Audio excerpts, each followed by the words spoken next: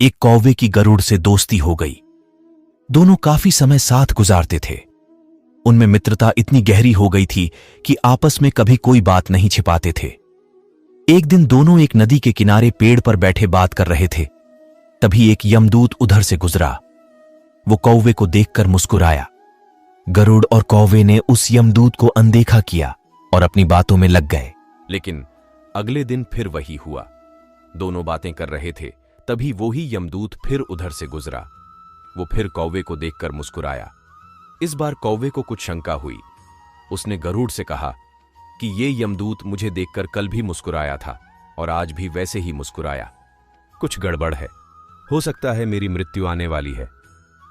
गरुड़ ने उसे समझाया कि ऐसा कुछ नहीं है, ये एक संयोग भी हो सकता है। तुम चिंता मत करो, 2-3 और ऐसे ही निकले। रोज यमदूत कौवे को देखकर मुस्कुराता। अब तो कौवे को यकीन हो गया कि निश्चित ही मेरी मौत नजदीक है। उसने गरुड़ से कहा, मित्र, मैं मरना नहीं चाहता, लेकिन ये यमदूत जरूर 1-2 दिन में मेरे प्राण निकाल कर ले जाएगा। ये रोज ही मुझे देखकर मुस्कुराता है। गरुड़ को भी लगा कि हो सकता है कौवे का शक सही हो। उसने कौवे को धैर्य बंधाया। गरुड़ ने कौवे से कहा, तुम चिंता मत करो मित्र, मैं तुम्हें यहां से इतनी दूर ले जाऊंगा कि ये यमदूत तुम्हें दिखाई ही ना दे। गरुड़ ने कौवे को अपनी पीठ पर बैठाया और उस जंगल से हजारों किलोमीटर दूर कैलाश पर्वत पर ले गया। दोनों को अब ये डर नहीं रहा कि यहां कोई उन्हें परेशान कर सकता है। लेकिन वे जैसे ही कैलाश पर्वत पर पहुंचकर एक गुफा तक पहुंचे, वहां वो यमदूत पहले से ही मौजूद था। उसने कौवे को देखते ही उस पर पाश फेंककर उसके प्राण निकाल लिए। गरुड़ देखता रह गया। उसने यमदूत से पूछा, तुमने इसे मारा क्यों?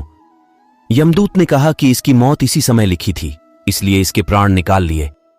गरुड़ ने फिर पूछा, तो फिर तुम इसे देखकर उस जंगल में मुस्कुराते क्यों थे? इसे मारना ही था तो वहीं मार देते। यमदूत ने जवाब दिया, इसकी मौत कैलाश पर्वत पर ही लिखी थी, लेकिन 4-5 दिन पहले इसे उस जंगल में देखकर मुझे ये आश्चर्य हो रहा था कि ये इतने कम समय में वहां पहुंचेगा कैसे, क्योंकि इसके पंख भी छोटे हैं और ये लंबी उड़ान भी नहीं भर सकता, तो हजारों योजन दूर कैलाश तक ये पहुंचेगा कैसा? यही सोचकर मैं रोज मुस्कुराकर गुजर जाया करता था। लेकिन भाग्य देखो, तुम इसके परम मित्र ही इसे यहां तक इतने कम समय में ले आए। कहानी की सीख जीवन और मृत्यु भाग्य की ही बात है। इससे कहीं भी छिपा या बचा नहीं जा सकता। जब तक जिंदगी है तब तक कोई आपको मार नहीं सकता, लेकिन अगर मृत्यु निकट हो तो कोई कोशिश आपको बचा नहीं सकती। दोस्तों, ये कहानी आप लोगों को अच्छी लगी हो तो इस चैनल को लाइक करें और सब्सक्राइब करें और कमेंट बॉक्स में श्री हरि जरूर लिखें।